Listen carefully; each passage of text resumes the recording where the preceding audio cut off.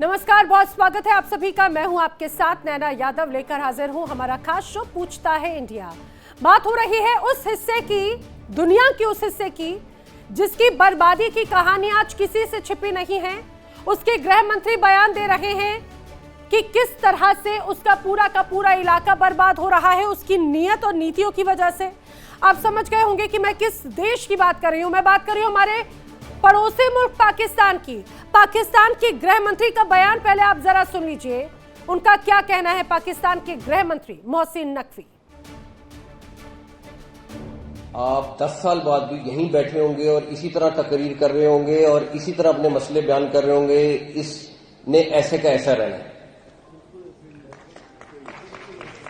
क्योंकि ये सिस्टम जिसके अंदर हम रह रहे हैं ये कोलैप्स कर चुका है। आप माने ना माने, आप एक चीज जो 70 साल से घसीट रहे हैं, मैं आज भी कहूंगा जमहूरियत हम सब चाहते हैं और मैं उसका सबसे बड़ा सपोर्टर हूं और रहूंगा। तो वैसे तो आप मोहसिन नकवी को जानते हैं, आपको याद होगा ये वही मिस्टर चोर हैं, पाकिस्तान के गृह मंत्री। हालांकि लेकिन पहली बार इन्होंने कोई बात सही सच कही है, कहा जा सकता है। पाकिस्तान के गृह मंत्री की बात आपने सुन ली। अब आपको मैं ये 4 तस्वीरें दिखा रही हूं, एक एक तस्वीर को जरा गौर से देखिएगा, जिनको देखकर आप पाकिस्तान के हालात को काफी हद तक समझ जाएंगे और आप समझ जाएंगे कि मोहसिन नकवी आखिर ऐसा क्यों कहते हैं। ये जो 4 तस्वीरें हैं, पहली तस्वीर में अगर आप गौर से देखेंगे तो पीओके में पाकिस्तान के बेशरम जवानों की दरिंदगी को बयां करती तस्वीर है, जो मासूम प्रदर्शनकारियों को मौत की नींद सुलाने भर से शांत नहीं होते, महिलाओं बच्चों के साथ में ज्यादती करने पर उतर आए हैं। जबकि अगली तस्वीर उस पीओके की ही बताई जाती है जहां पर कुछ लोगों ने पाकिस्तानी पुलिस के कुछ जवानों को बंधक भी बना लिया। हालांकि उनके साथ में उन्होंने पाकिस्तान की सेना जो व्यवहार करती वो नहीं किया। यहां पर पीओके की आवाम ने पाकिस्तान की सेना के साथ में इंसानों जैसा व्यवहार भी किया है। उन्हें पानी दिया, पानी पिलाया, बात की, और ये उनकी इंसानियत को दर्शाता है जो शायद पाकिस्तान की सेना की मर चुकी है। अब जो आप अगली तस्वीर देख रहे हैं वो पाकिस्तान की असलियत को बयां करती है। पाकिस्तान के गृह मंत्री ने खुद ही ये स्वीकार किया कि पाकिस्तान में पूरी व्यवस्था चौपट हो चुकी है। जबकि आखिरी तस्वीर तो पाकिस्तान की सेना की शर्मनाक हकीकत को बयां करती है। बलूचिस्तान और खैबर पख्तूनख्वा में पिट रही पाकिस्तानी सेना अब प्रोपेगेंडा वीडियो के सहारे अपनी इज्जत बचाने और लोगों के सामने खुद को बहादुर साबित करने की कोशिश में लगी है। ये तस्वीरों से ये तो साफ हो जाता है कि पाकिस्तान के हालात किस तरह से बद से बदतर है। एक और व्यवस्था तबाह, दूसरी ओर पिटती पाकिस्तानी फौज प्रोपेगेंडा वीडियो के सहारे इज्जत बचाती हुई नजर आती है, तो वहीं पीओके में जवानों की दरिंदगी भी जारी है। अब बड़े सवाल खड़े होते हैं, क्या शाहबाज और मुनीर पाकिस्तान के गृह मंत्री की बात को भी नकार देंगे? मिस्टर डिनाइल, क्या पाकिस्तान प्रशासन और सेना का मीडिया पर भी अब भारी दबाव है जो वो पीओके की सच्चाई दिखा ही नहीं पा रहा? क्या प्रोपेगेंडा वीडियोस के जरिए बहादुरी दिखाने वाली पाकिस्तान की सेना के सीडीएफ मुनीर के तमगे भी अब फिल्मी ही हैं? करेंगे चर्चा। खास मेहमानों का पैनल मेरे साथ में कनेक्ट हो रहा है, जल्दी से आपको मिलवा देती हूं। रक्षा विशेषज्ञ रिटायर्ड मेजर जनरल अनुज माथुर मेरे साथ में कनेक्ट हो रहे हैं। विदेश मामलों के जानकार संजीव श्रीवास्तव जी मेरे साथ में कनेक्ट हो रहे हैं। पीओके एक्टिविस्ट सोहेल काजमी मेरे साथ में कनेक्ट हो रहे हैं। पाकिस्तान से पत्रकार हैदर हयात खान भी मेरे साथ में कनेक्ट हो रहे हैं। आप सभी का इस चर्चा में बहुत स्वागत है। चर्चा की शुरुआत इस बार हैदर हयात खान साहब मैं आपसे करना चाह रही हूँ। मोहसिन नकवी के इस बयान के क्या मायने हैं, क्या कहा जाए? वो खुद कह रहे हैं कि जमहूरियत वो चाहते हैं हो, लेकिन सिस्टम इतना कमजोर है कि ये स्थापित नहीं हो सकता, भले दशकों बीत जाएं। बिस्मिल्लाहिर्रहमानिर्रहीम, बहुत शुक्रिया नैना। बिल्कुल मोहसिन नकवी साहब ने जिस इशू की तरफ तवज्जो दिलाई है और जो बुनियादी तौर पर उनका मकसद था वो ये था कि पाकिस्तान चूंकि एक बड़ा मुल्क है और यहाँ 25 करोड़ की आबादी है और यहाँ पर लोकल गवर्नमेंट्स का कोई बहुत अच्छा सेटअप नहीं है। तो जिस तरह हमने भारत में देखा एक अच्छा लोकल बॉडीज का सेटअप है और जो कंसिस्टेंटली चलता आ रहा है। यहाँ पर हुआ ये कि जब भी कोई गवर्नमेंट आई इक़्तिदार में, उसने अपनी मर्जी का लोकल गवर्नमेंट का सेटअप लाने की कोशिश की, जिसकी वजह से वो सेटअप उस तरीके से फ्लरिश नहीं कर सका और उसकी वजह से जो अवाम तक जो फायदे पहुंचने चाहिए थे वो नहीं पहुंच सके।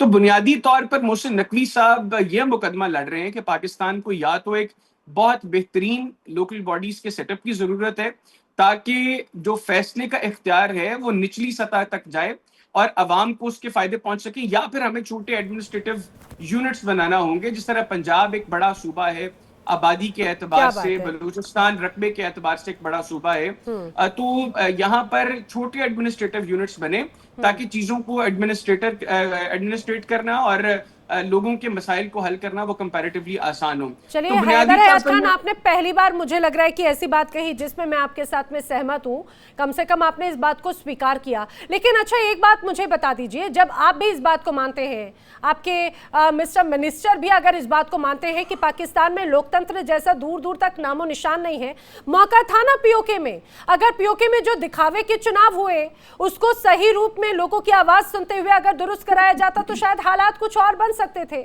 मौका था, सरकार आपकी, सेना आपकी, नीतियां आपकी, फिर आखिर कहां पर कमी रह जाती है?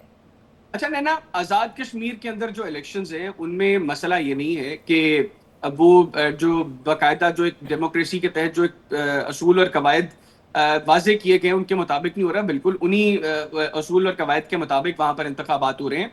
वहां पर मसला सिर्फ ये है कि कलअदम ज्वाइंट अवामी एक्शन कमेटी, मुझे एक बात बताइए, दरअसल वैसे आपकी तो आपकी और मेरी जुबान में भी बड़ा अंतर है। आप बहुत क्लिष्ट अगर उर्दू के शब्दों का इस्तेमाल कर रहे हैं तो मेरे शायद दर्शक नहीं समझ पाए। मुझे भी बड़ा मुश्किल हो जाता है आपके कुछ अल्फाज को एब्जॉर्ब करना। नहीं नहीं, मैं ठीक है, मैं बस ये समझना चाह रही हूँ, आपने कहा कि आपके रूल्स एंड रेगुलेशंस के अनुसार इलेक्शंस हो रहे हैं, क्या इसको इसी रूप में समझू ना मैं? जी बिल्कुल, मैंने यही कहा है कि लेकिन क्या उन रूल्स एंड रेगुलेशंस में आवाम का खून बहाना भी लिखा है क्या? क्योंकि जो तस्वीरें सामने आई हैं वहां पर तो पोलिंग बूथ खाली नजर आए। अच्छा, मैं जल्दी से अब अनुज माथुर जी का रिएक्शन ले लेती हूँ इस पे। अनुज माथुर जी, जो बात यहाँ पर मोहसिन नकवी कह रहे हो, वैसे तो मतलब इनके मिनिस्टर हैं, लेकिन मुझे मोहसिन नकवी का वो चोर वाला अंदाज ही याद आता है, लेकिन शायद उन्होंने पहली बार कोई कायदे की बात कही होगी। मिस्टर नकवी ने जो बात यहाँ पर कही वो इस बात को स्वीकार करें, फिर कहाँ पर इतनी ज्यादा मुश्किलें आती हैं सर? क्या वहां पे सेना, वहां पर सरकार, इनके भी हाथों से चीजें बाहर जा चुकी हैं क्योंकि पता है कठपुतली सरकार है, कमान किसी और के हाथ में है? ना बिल्कुल। देखिए, सबसे पहले तो मैं आपको इतना बताना चाहता हूं कि पाकिस्तान एक ऐसा देश है जहां पर चार डायरेक्ट, की बात कई दफा कही मैंने, 4 डायरेक्ट बाउट्स मिलिट्री रूल की हो चुकी हैं। अयूब खान, याहिया खान, जियाउल हक और परवेज मुशर्रफ। उसके अलावा आज जो परिस्थिति पाकिस्तान की है, जिस तरह से कॉन्स्टिट्यूशन में अमेंडमेंट करके असीम मुनीर ने असीम ताकतें अपने पास रख ली हैं, उससे भी मैं आपको बता सकता हूं कि अभी भी पूरा का पूरा कंट्रोल जो है वो आर्मी के हाथ में है। और कल परसों भी मैंने ये बात कही थी, जब आप ये एक बहुत जबरदस्त लॉ है, लॉ ऑफ इंस्ट्रूमेंटेशन, और वो यही कहता है कि जब आपके पास सिर्फ और सिर्फ बल प्रयोग एक ऐसी ताकत है जिसको कि आप समझते हैं कि उसके मार्फत आप कोई भी काम करवा सकते हैं, किसी भी चीज को दबा सकते हैं, किसी भी आवाज को दबा सकते हैं, तो मेरा मानना है कि इसी प्रकार की परिस्थितियां पैदा होती हैं। When the only tool in your toolbox is a hammer, everything looks like a nail। ये अब्राहम मास्लो का लॉ है, लॉ ऑफ इंस्ट्रूमेंटेशन। और वही समस्या आज पाकिस्तान की सेना की है। और जो भी हो रहा है, जहां जहां भी आप देख लीजिए, पूरी परिस्थिति पूरे देश की आप देखिए, बलोचिस्तान में क्या हो रहा है, खैबर पख्तूनख्वा में क्या हो रहा है। अगर आपको खैबर पख्तूनख्वा में अपने खुद के लोगों पर उनको कंट्रोल करने के लिए F-16 जैसे घातक फायर एयरक्राफ्ट का इस्तेमाल करना पड़े, वहां पर गनशिप्स का इस्तेमाल करना पड़े, मुझे नहीं लगता कि उस हालात को किसी भी प्रकार से नॉर्मल कहा जा सकता है, किसी भी एंगल से। तो उसकी मैं वजह बताता हूं। उसकी वजह सिर्फ यही रही है कि जो पाकिस्तान का जो गवर्नेंस मॉडल है वो हमेशा से पूरी तरह उनकी सेना के चंगुल में रहा है, और आज भी वो सेना के चंगुल में है। और सेना को अभी भी ये लगता है कि वो वहां पर निरीह लोगों को, निहत्थे लोगों का खून बहा करके इस चीज को दबा लेंगे। ये मैं बता सकता हूं आपको नैना, गारंटी के साथ, कि आक्रोश को आप बल प्रयोग से कुछ समय के लिए छुपा जरूर सकते हैं, उसको दबा करके उसको समाप्त कर पाना बिल्कुल संभव नहीं है। ये बात बिल्कुल क्लियर होनी चाहिए, चाहे कोई भी हो, कहीं भी हो, आक्रोश को बल से नहीं खत्म किया जा सकता।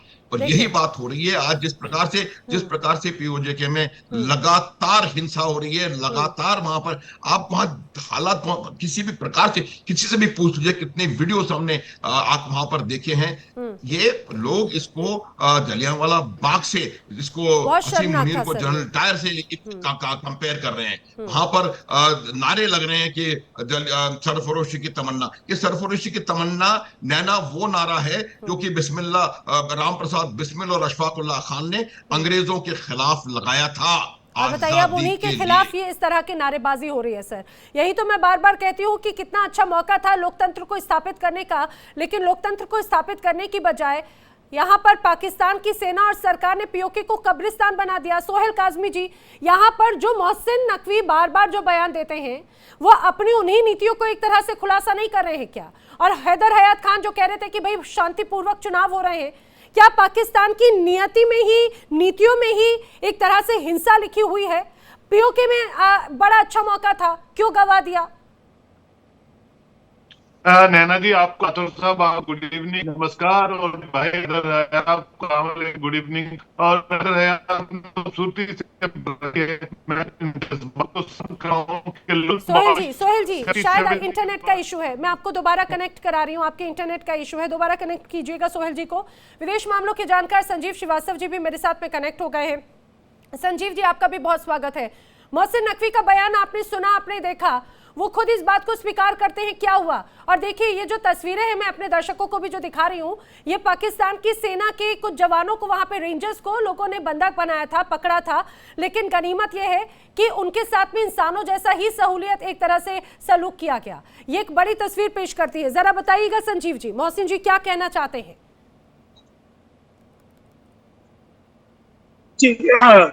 देखिए, ये जो पूरी सिचुएशन है पाकिस्तान ऑक्युपाइड कश्मीर में, जो हमारी टेरिटरी है बलूचिस्तान में, ये पाकिस्तान के जो रियल रूलर्स हैं, जो वहाँ की सेना है, वहाँ की है, वहाँ की जो पुलिस फोर्सेस हैं, ये उन्हीं का किया धरा है। ये जिस तरीके का वो सेकेंडरी ट्रीटमेंट वो हमारे जो कश्मीरी जो भाई बहन है उनको देते हैं, बलूचों को देते हैं, और साथ ही साथ हिंदुओं और पश्तूनों के साथ भी वैसा ही ट्रीटमेंट करते हैं, और एक पंजाबी सुन्नी डोमिनेशन वहां बना करके रखना चाहते हैं। उसी का ये परिणाम है कि आज पाकिस्तान के हालात इस तरीके के हैं, और पाकिस्तान में लगातार एक विद्रोह की जो स्थितियां हैं वो अनेक जगहों पर देखी जा रही हैं, जिसमें कि हमारा जो कश्मीर है, वहाँ के लोग तो अपने राष्ट्र में आना चाहते हैं, भारत में उनका अपना विलय चाहते हैं, और तभी उनका भविष्य अच्छा हो सकता है। वो ये भी देख रहे हैं कि हमारा जो शासित जो जम्मू एंड कश्मीर है, जो उनका मूल स्थान है, वहाँ के जो लोग हैं, जो भारतीय उनके जो भाई बहन हैं, वो किस तरीके से लगातार उत्थान और विकास की राह पर आगे बढ़ रहे हैं। वंदे भारत ट्रेनें अब वहाँ पहुँच रही हैं श्रीनगर, और जाहिर है कि पूरे जम्मू एंड कश्मीर का जो कायाकल्प किया जा रहा है, लद्दाख का कायाकल्प किया जा रहा है। तो ये जो पूरी सिचुएशन है वो कश्मीरियों के अंदर एक जो उनका जो सपना है कि उनका भी भविष्य वैसा ही उज्जवल होगा, पाकिस्तान ऑक्युपाइड कश्मीर का जो भविष्य जैसा कि भारत के कश्मीर का है, और वो तभी हो सकता है कि जब भारत में उसका विलय हो। तो वो जो है उनके अंदर इस तरीके की भावना भी अब लगातार बलवती होती जा रही है। लेकिन जो वर्तमान समय की जो स्थितियां हैं, उसमें जो पाकिस्तान के जो पंजाबी सुन्नी डोमिनेशन वाले जो हुक्मरान हैं, वो हमारे कश्मीरियों के ऊपर भी दमन शोषण कर रहे हैं, बलूचियों के साथ भी ऐसा ही बर्ताव करते हैं, और यही पश्तूनों और सिंधियों के साथ भी ऐसा है। तो इसी वजह से पाकिस्तान के हालात लगातार उनके हाथों से निकलता जा रहा है। और ये जो जैसा कि आपने देखा कि जो बंगाली स्पीकिंग जो मुस्लिम पॉपुलेशन जो थी ईस्ट पाकिस्तान की, उसके ऊपर उर्दू को इम्पोज करना, और फिर उसके ऊपर जो एक दमन शोषण बर्बरता अत्याचार का जो एक बहुत काला अध्याय है, उसकी वजह से ही आप देखिए तो बांग्लादेश अलग हो गया, और बांग्लादेश में भी उन्होंने इसी तरीके का सेकेंडरी ट्रीटमेंट करने की कोशिश की थी, और उन्होंने बांग्लादेश को खो दिया, ईस्ट पाकिस्तान को खो दिया, और बांग्लादेश बन गया। तो उसी तरीके से यदि पाकिस्तान के हुक्मरान अपना व्यवहार ऐसे ही जारी रखते हैं, और इसी तरीके का जो सेकेंडरी ट्रीटमेंट अन्य आइडेंटिटीज के प्रति करते हैं, तो फिर ये पाकिस्तान तो कई भागों में विभाजित हो सकता है, कम से कम 4 भाग तो स्पष्ट रूप से दिखते हैं। तो ये जो पाकिस्तान के हुक्मरानों का ही किया धरा है, जिसका कि आज जिसकी की स्थिति ये है कि अच्छा, हैदर हयात खान, सबसे महत्वपूर्ण बात तो ये हो जाती है कि पाकिस्तान के हालात सुधरेंगे कैसे? पीओके में जिस तरह की बर्बरता है वो तो पूरी दुनिया देख रही है। अगर लोकतंत्र की बात है, बलूचिस्तान में क्या हो रहा है, खैबर पख्तूनख्वा में क्या हो रहा है, अपने ही लोगों पर कैसे गोलियां बरसाई जा रही हैं, अपने ही लोगों को आतंकवादी करार दे दिया जा रहा है। और सबसे महत्वपूर्ण बात यह कि भेड़ बकरियों के साथ में मुझे लगता है पाकिस्तान की सेना थोड़ा ज्यादा बेहतर बिहेव करती होगी, लेकिन पीओके की जनता के साथ में जो है वो तो पूरी दुनिया के सामने कैसे स्थापित होगा आपके लिए लोकतंत्र? देखिए इंडिया डेली 24/7 अब आपकी स्मार्ट टीवी पर। इंडिया डेली मौजूद है सभी डिजिटल प्लेटफॉर्म पर लाइव और लगातार। इंडिया डेली 24/7 हर दिन राष्ट्र को समर्पित।